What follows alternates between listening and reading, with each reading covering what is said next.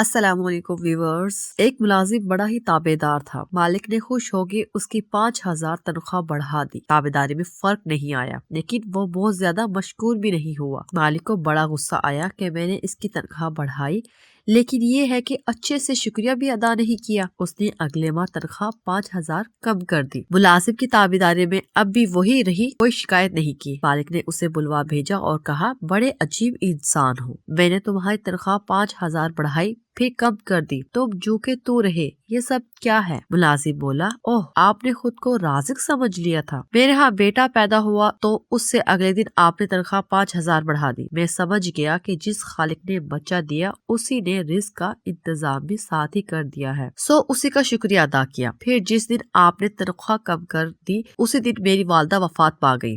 मैंने जान लिया कि वो अपना रिस्क अपने साथ ले गई, सो तब भी अल्लाह का शुक्र अदा करके मुतमईन रहा। फिर बोला साहब, ये रोजी रोटी के फैसले कहीं और ही होते हैं, हम तो बस मोहरे हैं जिन्हें आगे पीछे करके असबाब पैदा किए जाते हैं। सुभान अल्लाह। हमारी वीडियो को लाइक कीजिए और हमारे चैनल को सब्सक्राइब कीजिए। शुक्रिया।